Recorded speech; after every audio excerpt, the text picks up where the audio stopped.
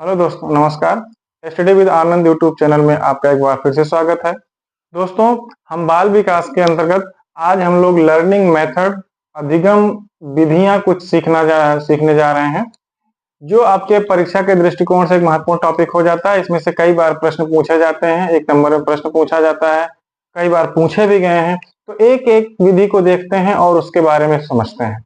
सबसे पहला है आपके करके सीखना। करके सीखने का मतलब है किसी कार्य को करने में स्वयं का अभ्यास करना, अर्थात कहने का तात्पर्य कि आप स्वयं से जितना ज्यादा किसी चीज का अभ्यास करेंगे, जितना ज्यादा किसी कार्य को करेंगे, उतनी ज्यादा आपको उस कार्य में परिपक्वता मिल जाएगी, आपको पूर्णता मिल जाएगी और आप उसको आसानी से सीख सकते हैं।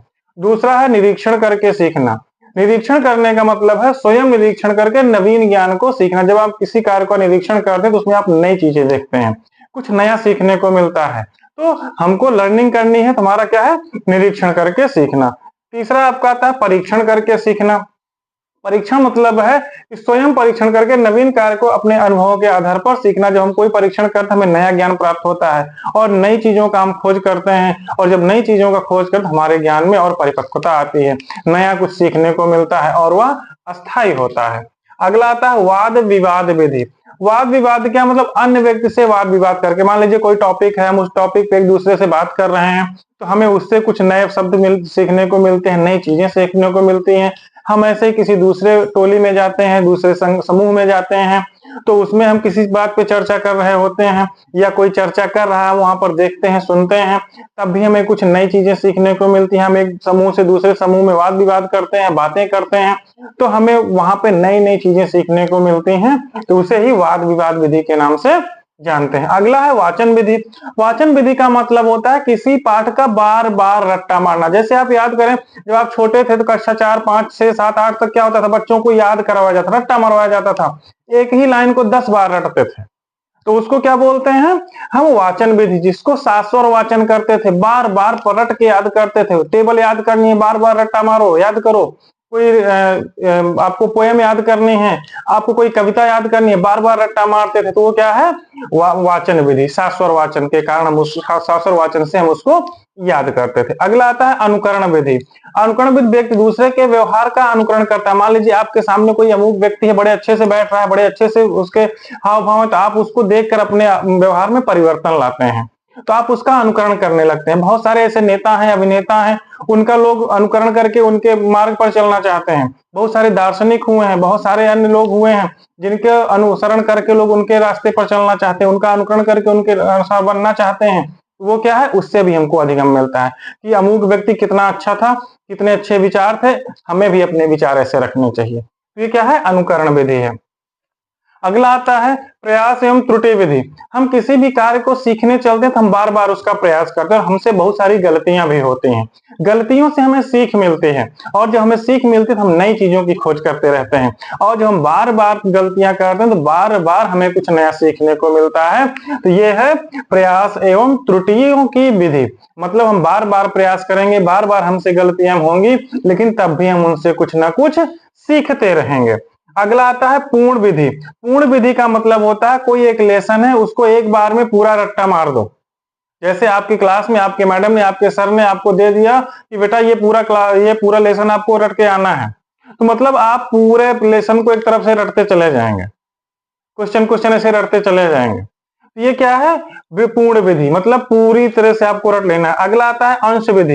अंश विधि का मतलब होता है आपकी सुविधा के अनुसार या आप अपनी सुविधा के अनुसार उसको छोटे छोटे भागों में विभाजित कर देते हैं, उसके बाद हम उसको याद करते हैं। जैसे आपका सिलेबस होता है, तो सिलेबस के अनुसार उसमें कई यूनिट डिवाइड हो जाती हैं। यूनिट के बाद उसमें कई कई टॉपिक अलग अलग दिए जाते हैं, 1, 2, 3 पॉइंट करके। तो ये क्या है, आपका अंश विधि, मतलब छोटे छोटे भागों में विभाजित करके आपको दिया जाता है। जैसे आपकी क्लास चलती है, तो आपकी क्लास में आपको छोटे छोटे चीज पार्टों में विभाजित करके आपको नए नए टॉपिक, छोटे छोटे टॉपिक लेके आपके सामने आते हैं। तो वो क्या है, वो अंश विधि के अंतर्गत आता है।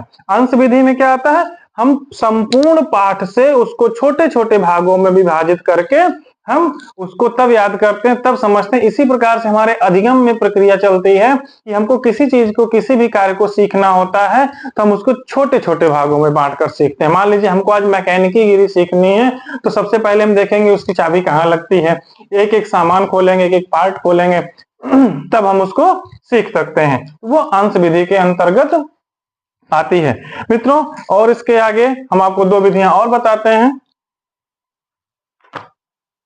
तो आप अंश विधि देखें, उसके बाद आपका आता है अंतराल विधि।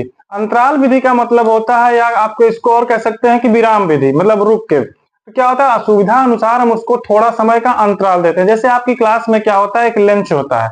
लंच किस लिए किया जाता है, आपके मस्तिष्क को थोड़ा सा विराम दिया जाए।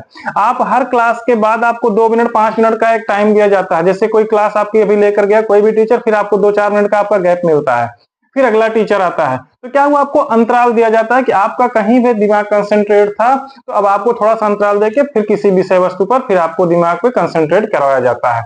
तो थोड़ा अंतराल करके सीखते हैं। इसी प्रकार से हम कोई चीज सीख रहे हैं, तो सीखने के साथ साथ हम थोड़ा सा उसको समय देते हैं, थोड़ा सा आराम करते हैं, मस्तिष्क को आराम देते हैं, फिर उस पर हम काम करते हैं, फिर सीखना शुरू करते हम अच्छे से सीख जाते हैं। अगला आपका आता है सतत अविराम विधि। कहने का तात्पर्य इसमें कोई विराम नहीं है, कोई रुकावट नहीं है।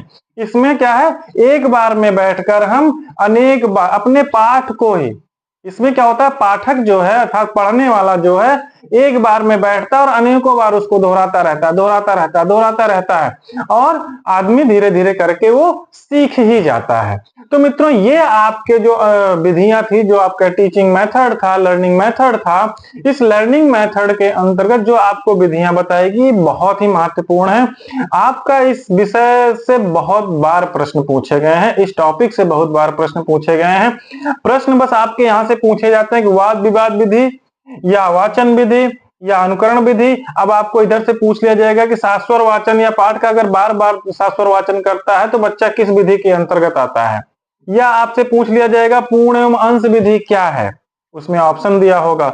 या अंश विधि क्या है, या पूर्ण विधि क्या है, या अंतराल विधि क्या है, उसमें आपको 4 ऑप्शन दिए होंगे और आपको उसमें से कोई एक सही वाला मार्कर देना है। तो मित्रों, ये आपका जो लर्निंग मेथड है, जो आपका अधिगम विधि है, आपके लिए बहुत ही महत्वपूर्ण है। दोस्तों, मिलते हैं कुछ और नए टॉपिक के साथ, तब तक के लिए धन्यवाद। आपको ये हमारी क्लास अच्छी लगी हो तो आप हमारे चैनल को लाइक करिएगा, सब्सक्राइब करिएगा। धन्यवाद।